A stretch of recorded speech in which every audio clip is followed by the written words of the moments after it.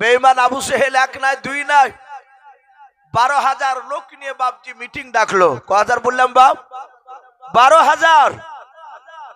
মুশরিক কাফেরের বাচ্চারা, মুসলিম সংখ্যা খুবই কম, কাফেরদের সংখ্যা বেশি, বাতিলদের সংখ্যা বেশি।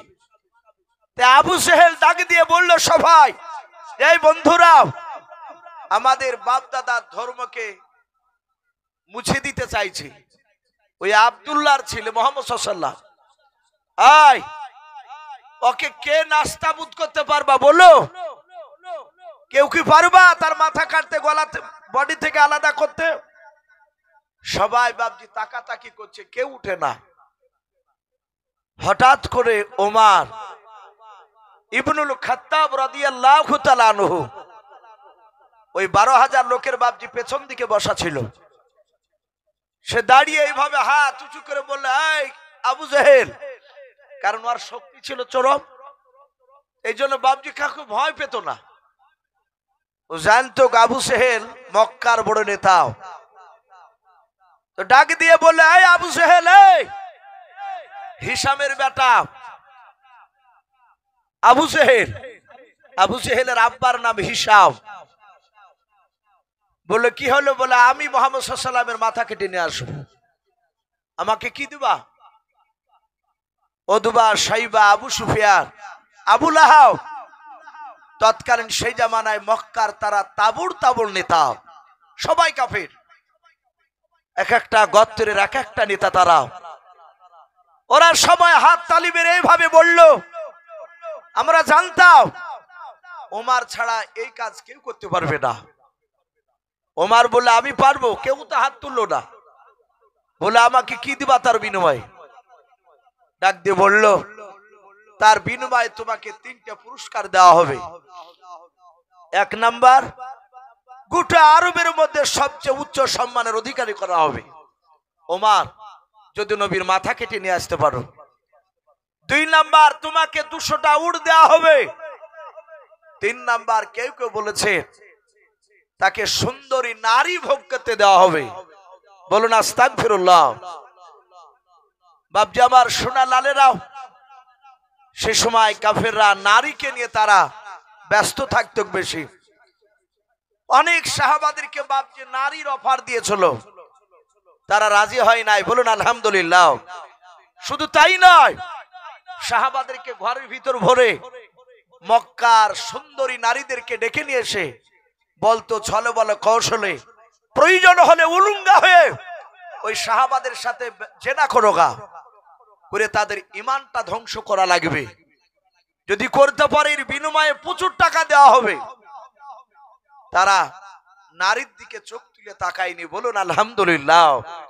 তাদের ঈমানের এত জোর ছিল। বাপজি আমার সোনা লালেরা ওমরকে 3টা জিনিস বাপজি দিতে চাইলো। বলে আমি রাজি হয়ে গেলাম। ডাক দিয়ে বলল, ভাই আবু সেহেল, তোমার গুণাবলী শুনেছি, তুমি জবান ঠিক করে কথা দাও না, তুমি গন্ডগোল করে ফেলো। যারা বেদিন হয়, বেঈমান হয়, তাদের প্রতিটা তাদের চরিত্র দিকে লক্ষ্য করে দেখবেন, তাদের কথা দাম রাখে না। রাখে কথা বলে, তারা এক সময় এক কথা বলে, আরেক সময় আরেক কথা বলে। এগুলো মিলাবেন এলাকা তো বাপজি অনেক লোককে দেখা যায় সব সময় চিটিং কথা। খাতাতে তার বাড়ির নামই নাই, অথচ বাপজি গরিব মানুষ, খেটে খুটে তার কোন রকমে দিন যায়। ও জানে বাড়িতে দেখেছে তার 2টো ছাগল বাঁধা আছে, ওটাই আর সম্বল। এমন ভাবে কানে ফুসফাস দিয়েছে যে তোমাকে জিনিস নিয়ে দেব, টাকা দাও 20,000 কি 10,000। পরে দেখা যাচ্ছে তার নাম নাই, টাকা খেয়ে নিয়ে নিয়েছে, আর দেয় না। একটু কি বিবেকে বাঁধলো না যে গরিব মানুষ, ওটা যদি ওর মায়ের পেটের বোন হতো তাহলে ওর কাছ থেকে তো এভাবে নিতে পারতো না। বাপজি আমার সোনা লালারা, শুধু ঈমান নাই, যাদের ঈমান নাই তারা এইরকম চিটিং কাজ করবে। এগুলো আবু সেহেলদের বাপজি এই গুণগুলো তাদের ছিল। তাই ডাক দিয়ে ওমর বলল, ভাই শুনে নাও, তোমার জবান ঠিক নাই, তুমি ওই পাহাড়ে গিয়ে হা দাও, হাজী সাহেবেরা হজ করতে গিয়ে দুটো পাহাড় দৌড় দেয়, একটা সফা আর একটা পাহাড় হচ্ছে মারওয়া। মক্কা নগরে সফা নামক একটা পাহাড়, কোন কোন মুফাসসিরে কেরাম লিখেছেন কুবা নামক পাহাড়। তারা ওই পাহাড়ে গিয়ে হা দিলে বলে, এই পাহাড়ের কসম খেলাও আমি এই কাজটা পুরা করব। সেই সময়কার বেঈমানরা পাহাড়ে হা দিলি ওই কাজটা বেঁচে থাকা পর্যন্ত পুরা করত। আমরা যেমন বলি না যে ভাই কোন সময় কথা অবিশ্বাস হলো, ভাই মসজিদে চলো, কোরআন লাও, এ মানুষ আগেগুলো বিশ্বাস হতো, এখন ভাবছি মিথ্যা কথা বলে কোরআন লিছে, মসজিদে যে উঠে যাচ্ছে। ওরা জানে না যে কোরআন নিতে গেলে এর পরিণাম কি হবে কিয়ামতের ময়দানে। ডাক দিয়ে বলল, আবু সেহেল চলো আমি পাহাড়ে হা দিব।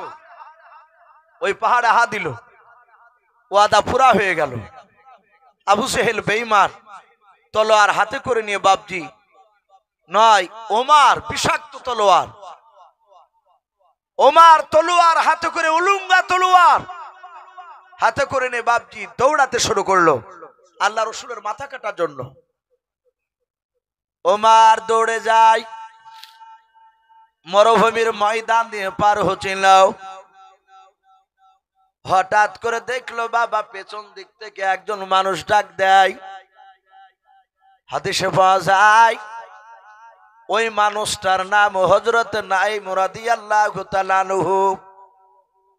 আল্লাহ নবীর বাপ যে দামি সাহাবা ওই নাঈম, ওই নাঈমের সাথে বাপজি উমারের বাপ যে মাঝে মাঝে কথা হতো। হযরত নাঈম ঈমান আনার পূর্বে বাবা ওই উমারের সাথে তার একটু বন্ধুত্ব ছিল। হযরত নাঈম ঈমান এনেছে বাবা, তা উমার জানে না। হযরত নাঈম উমারকে দৌড় দেওয়া দেখে ডাক দিয়ে বলল, ভাই উমার, এভাবে কোথাও তুমি দৌড়ে চলে যাচ্ছ, কোথাও দৌড়াচ্ছ বলাও। ডাক দিয়ে বলেছিল, ভাই নাঈম বড্ড বাড়া বেড়ে গেছে, ওই আব্দুল্লাহর সন্তান মুহাম্মদ সাল্লাল্লাহু আলাইহি ওয়াসাল্লাম ও তা দুরূদ পড়ছে না, ও তো বেঈমান। হযরত নাঈম ডাক দিয়ে বলেছিল, ভাই উমার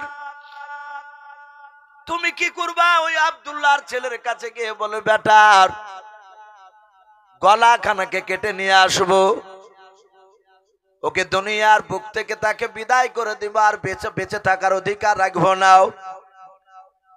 সঙ্গে সঙ্গে বাবা ডাক দিয়ে নাঈম বলেছিল, ভাই মুহাম্মদ সাল্লাল্লাহু আলাইহি ওয়াসাল্লাম একাই নাই, ও আর কিছু সঙ্গ সাথী আছে, তার কিছু বন্ধু আছে। ভাই তুমি একাই গেলে তারা হয়তো তোমাকে হত্যা করে দিবে, শেষ করে দেবে। হযরত ওমর বাপজি ডাক দিয়ে বলেছিল, নাঈম রে, তোর কথা শুনে মনে হয় তুই নবীর লোক, বলুন সুবহানাল্লাহ। যারা ঈমানদার হয়, প্রকৃতি যারা মুমিন হয়, তারা পৃথিবীর শক্তিকে ভয় পায় না, একমাত্র শুধু ভয় আমার আল্লাহকে। ডাক দিয়ে উমার বলে, এই নাঈম, তোর কথা শুনে মনে হয় যে বেটা তুই মুসলমান হয়েছিস। বলো, ভাই কথা শুনে নয়, বাস্তবিক নবীর ওপর কলমা পড়ে মুসলমান হয়েছে। আজ কয়েকদিন হলো। বলে, তোকে জবাই করব। এই মরুভূমির ময়দানে ওরা দুজনাই তর্ক বিতর্ক হয়েছে। হযরত নাঈম বলেছিল, ওমর তুই যদি আমাকে 10টা মারিস, আমি তোকে একটা তো মারতে পারবো। ওমর রে, তোর দুটো হাত, আমারও দুটো হাত, তোর শরীরে গোস্ত, আমারও শরীরে গোস্ত। আই ওমর শোন, তোর রক্ত রয়েছে, আমারও রক্ত রয়েছে, প্রতিবাদ ঈমানদাররা করবে। গত মনে হয় সম্ভবত 2 মাস এখনো পরিপূর্ণ হয়নি, ওই ট্রেনে একটা মাওলানাকে ধরে মারছিল। খবর দেখেছেন ভাই আপনারা? কেউ দেখেননি? দেখেছেন না? অনেকেই খজুরি খেয়ে আবার বলি মৌলবীরে শেষ করে দিল, এই দেশটাকে মৌলবীরে শেষ করে দিল। অথচ মৌলানাদেরকে বাপজি বাইরে মারছে প্রতিবাদ করার জন্য। আমরা অনেকে গুরুত্ব দিই না, দেখি নাই। এই পশ্চিম বাংলার মাটিতে ট্রেনে যাচ্ছিল রেজাউল করিম বলে এক মৌলানা, যুবক, বৃদ্ধ নয়, তাকে বলছে পাকিস্তানের জঙ্গি, বাংলাদেশের জঙ্গি। এতদিন এর আগে লাদেন চাচা তাই বলতো না মুসলমানকে অনেক জায়গায়, ওই লাদেনের কথাটা ঢাকা পড়েছে, বলে জঙ্গি। ওই রেজাউল করিম ট্রেনে প্রতিবাদ করলে, ভাই আমি জঙ্গি নয়, আমি ভারতের নাগরিক, আপনিও যেমন নাগরিক আমিও সেরকম নাগরিক। উনি বললেন, ভাই এই ভারতবর্ষের মাটি আপনারও যতটা অধিকার আমারও ততটা অধিকার। এই কথা, হক কথা বলার কারণে তার দাড়ি ধরে তার মাথা টুপিকে কেড়ে নিয়ে পায়ের জুতার তলে দিয়ে লগড়া ছিল, কিল ঘুষি মেরে লাস্টে তাকে বাবজি সিদ্ধান্ত নিল তাকে ট্রেন থেকে ফেলে দিবে। বছর দুয়েক আগে নিজামুদ্দিন বলে এক ভাইকে বেগুনবাড়ি যে বাবজি বেথাডহরিতে দেবগ্রাম পার হয়ে ট্রেন থেকে ছুঁড়ে ফেলে তাকে হত্যা করেছে। সে মৌলানা না, সে একটা সাধারণ মুসলমান ভাই আমার। ওই অভ্যাস আপা বলছে কি ট্রেন মেরে ট্রেন থেকে ফেলে দেওয়া লাগবে, আয় একে ফেলে দে। তাই নিয়ে বাবজি ফেলছিল। সব অমুসলিম ভাইয়েরা খারাপ নয়, আমার সব অমুসলিম ভাইয়েরা খারাপ নয়। এক শ্রেণীর কিছু বেঈমানেরাও তারা রাজনীতির মুনাফা লুটার জন্য কাজ চালাচ্ছে। একটা হিন্দু ভাই তাকে জোরে ধরে বলেছিল যে না, একে মারা হবে না, এ তো কোনো দোষ নাই। কোনো মতে হিন্দু ভাইটা তাকে ছাড়েনি। যদি বাবজি ছেড়ে দিত, যাক মা বোন আপনারা একটু সামনের দিকে এগিয়ে বসুন। অনেক মা বোন পেছনে দাঁড়িয়ে আছে, তারা বসার জায়গা পাচ্ছে না। তাই মা বোন আপনারা একটু সামনের দিকে এগিয়ে বসুন, পেছনকার মা বোনদেরকে একটু বসার সুবিধা করে দিই। ভাই আমি বলছিলাম, সে হক কথা বলার জন্য বাবজি তাকে মার খেতে হয়েছিল। রেজাউল করিম বলছিলেন, আমার ওই হিন্দু ভাইটার জন্য হয়তো আজ আল্লাহ আমাকে হায়াত দিয়েছে, বেঁচে আছে। অনেক হিন্দু ভাইরা আছে মুসলমানের জন্য, তারা বাবজি জান দিতে রাজি আছে, মুসলমানদেরকে ভালোবাসে অনেকে। আমি বলছিলাম, নাইম বলল, ভাই আমাকে মারার আগে, নবীকে মারার আগে তোমার বাড়ি খোঁজ রেখেছো? বলে বাড়ি মানে? বলে উমার, তোমার আপন কলিজার টুকরা বোন ফাতেমা আর তার স্বামী শাহিদ, আজ 3 দিন আগে তারা মুসলমান হয়েছে, বলুন সুবহানাল্লাহ। উমার জানে না, খবর মোটেই জানে না। উমার বলল, তাই? বলে হ্যাঁ। বলে মিথ্যা বলছিস না তো? বলে না, মিথ্যা বললে তখন এসে তুমি আমাকে মারো। উমার কথা দিল, যদি মিথ্যা হয় আমার বোন ওরা তো বেঁচে যাবে যদি কলেমা না পড়ে, আর যদি পড়ে তাহলে ওদেরকে জবাই করে, তোকে জবাই করে তারপরে মুহাম্মদ সাল্লাল্লাহু আলাইহি ওয়াসাল্লামকে জবাই করতে যাব। ওমর দৌড়ে যায়, নিজের বোনের দিকে বাপ যে দৌড়ে চলে গেল। ওমরের বোনের দরজার গুড়ি থেকে, ওমর রে বাবা, ওই সময় ওমরের কানে তুলা ভরা নাই। ওমর কানে বাপ যে আপনার আঙুল দিতে ভুলে গিয়েছে। হযরত ওমর বাপ যে নবীজিকে বাপ যে মারার জন্য তলোয়ার হাতে করে নিয়ে দৌড়াচ্ছিল। তারপরে বাপ যে নিজের বোন শুনেছে, কলেমা পড়েছে। ওমরের বোনের বাড়ির দরজায় গিয়ে দাঁড়িয়ে কানটা একটু দরজায় লাগিয়ে দেখছে, দেখি কি করে ওরাও। ও বাপ যে ভাইয়েরা, 3 দিন আগে যে ঈমান এনেছিল ওমরের বোন ফাতেমা আর তার দোলা ভাই শাহিদ, ওরা দুজনের বাবা কোরআন শেখার জন্য নবীকে বলেছিল, নবী একজন সাহাবা পাঠিয়ে দাও। এত মধুর কথা, এত সুন্দর মিষ্টি আওয়াজ, আমরা বাড়িতে কোরআন শিখতে চাই। আল্লাহর নবীজি বাবাও খাব্বাব নামক একজন সাহাবাকে বলেন, খাব্বাব যাও এদের দুজনকে কোরআন শিখে দিয়ে এসো বাড়িতে, মাঝে মাঝে তুমি যাবাও। ওই সময় খাব্বাব বাবজি ঘরের দরজাটা বন্ধ করে ফাতেমা এবং শাহিদ তারা স্বামী স্ত্রী দুজনাই কোরআন আওয়াজ বাবজি শুনছিল। হযরতে খাব্বাব তিনি বাবজি কোরআনের আয়াত তেলাওয়াত করেছিলেন মধুর সুরে। আল্লাহ বলেছেন ওয়ারাতিলিল কোরআন তারতিলাও, কোরআনকে তোমরা মধুর সুরে তোমরা পড়ো। কোরআন এমন একটা জাদুকৃতি কিতাব, যে কোরআন বাবজি শুনতো যারা মন দিয়ে মক্কা নগরে। আজও বাবা গোটা পৃথিবীর বাবজি বড় বড় বাবজি জ্ঞানী গুণী লোকেরা অমুসলিমদের মধ্যে থেকে বাবা যারাই কোরআন মধুর সুরে বাবজি মন দিয়ে দেখতে যায়, তারাই বাবজি কোরআনওয়ালা হয়ে যায়। বলুন সুবহানাল্লাহ।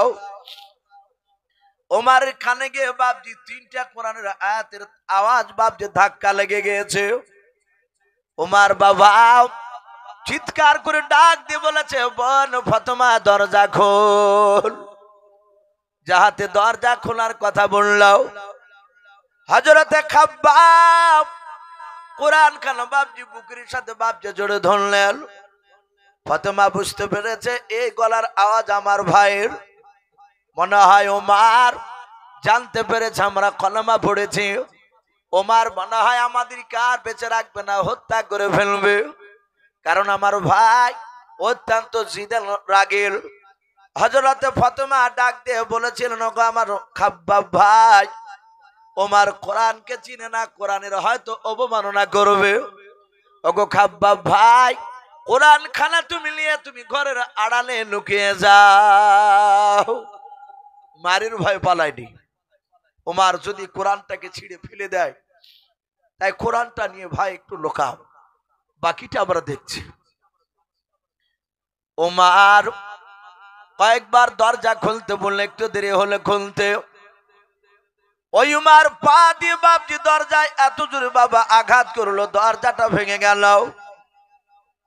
ভাঙার পর ওমর দৌড়ে গিয়ে নিজের দুলা ভাইয়ের দাড়িখানা বাম হাত দিয়ে ধরলো। তলোয়ারের উল্টো পিঠ দিয়ে বাবজি আপনার হাতখানা তলোয়ার ধরে আছে। ডাকে দিয়ে বলে, ভাই শুনলাম তুমি নাকি কলমা পড়ে নিয়েছো।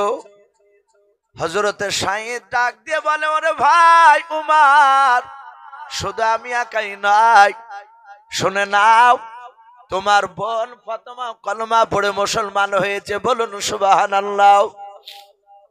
উমর আরো বাবজি রেগে গেল, দাড়িখানা ধরে টান মেরে বাবজি উমর নয় বাবা তার দোলা ভাই শাহিদকে উঠোন বাবজি টান মেরে ফেলে দিলাও। আমরা অনেকে যারা বাবজি আগে না বলি উঠোন বলি, উঠোনে উমরের দোলা ভাই বাবজি পড়ে যাওয়ার পর হযরতে উমর বাবজি নিজের দুলা ভাইয়ের বুকের উপর দাঁড়িয়ে গিয়ে বাবা পা দিয়ে বাবজি মারতে লাগলো। তলোয়ারের উল্টো পিঠ দিয়ে আঘাত করার বলে, ভাই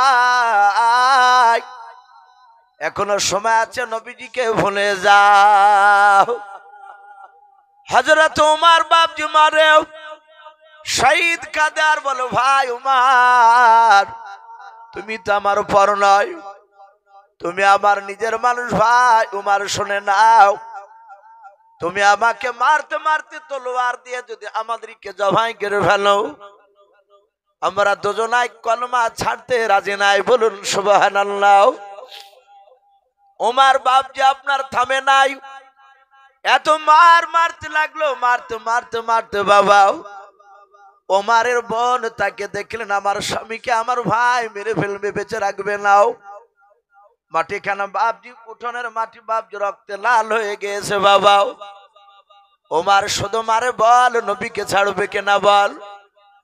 হযরত ফাতেমা দৌড়ে গিয়ে নিজের স্বামীর বুকের উপর শুয়ে পড়ে ডাক দিয়ে বলেছিল, ওগো আমার ভাই, আমার স্বামীকে তুমি আর মেরো না। স্ত্রীতে বাবজি আপনার স্বামীর বুকের উপর যখন শুয়ে পড়ল, ওমর তার দিলের ভিতরটা বাবজি এমনই পাথরের মতো বাবজি শক্ত হয়ে গিয়েছিল। নূরের বাতি বাবজি তখনও জ্বলেনি, হেদায়েতের নূর জ্বলেনি। ওমর নিজের বোনকে পর্যন্ত বাবজি রক্ষা দিল না, নিজের বোনের চুলগুলোকে বাপজি খামচা মেরে ধরে টান মেরে আগ্নেতে ফেলে দিল, উঠোনে ফেলে দিলাও। দাঁড়াস করে ফাতেমা পড়ে গেল। ওমর আগে থাকতে না পেরে বাপজি দৌড়ে গিয়ে নিজের বোনের বুকের উপরে দাঁড়িয়ে গেল। ওমর ডাক দে বলে, বোন ফাতেমা, তুই আর আমার মায়ের পেটের বোন নাই, আমি তোকে মায়ের পেটের নজর আর দেখবো না বোন বললেও। ওরে বোন, তুই আমাদের বাপ দাদার দুশ্মন হয়ে গিয়েছিস, আমার বাপ দাদার ধর্মকে ত্যাগ করে এখানে এসেছিস, মুহাম্মদ সাল্লাল্লাহু আলাইহি ওয়াসাল্লামের কলেমা পড়ে নিয়েছিস, তোকে আর বেঁচে রাখবো না। এক এক করে তোর বুকের বাতা গুলো আমি ভেঙে ফেলবো। পা দিয়ে লাথ মারে আর তলোয়ারের উল্টো পিঠ দিয়ে আঘাত করে। ফাতেমা ডাক দিয়ে বলল, গো ভাই, মারতে মারতে যদি আমাকে ধোলার সাথে যদি মিশিয়ে দাও, এ বুকের ভিতরে আল্লাহর নবীজিকে বাপজি জায়গা দিয়ে দিয়েছি গো ভাই, এই কলিজার ভিতর থেকে আমার নবীকে টেনে বের করতে পারবে না, বলুন সুবহানাল্লাহ। উমার এত মার মারার পর বাবা উমার দেখলো এত মার মারলাম আব্দুল্লাহ ভাই আর বোনকে একটিবার জানের ভিক্ষা চাইল নাও। ফাতেমা ডাক দিয়ে নাই, উমার ফাতেমাকে ডাক দিয়ে বলে, ওরে আমার বোন ফাতেমা, অনেকক্ষণ ধরে মারলাও, মারলাম, নবীজিকে তুই ছাড়বে না, মেনে নিলাও। ওরে ফাতেমা, একটিবার শুধু আমার কাছে জানের ভিক্ষা চাও। হযরত ফাতেমা ডাক দিয়ে বলেন, ভাই গো, আমার বিশ্ব নবী শিখিয়ে দিয়েছেন, আল্লাহর নবী বলেছেন, ভালো মন্দ যাই হোক না কেন, যা কিছু চাওয়ার দরকার আমার আল্লাহর কাছে ছাড়া পৃথিবীর কারো কাছে চাওয়া যাবে না, বলুন সুবহানাল্লাহ। চাওয়া যাবে? চাওয়া যাবে নাও।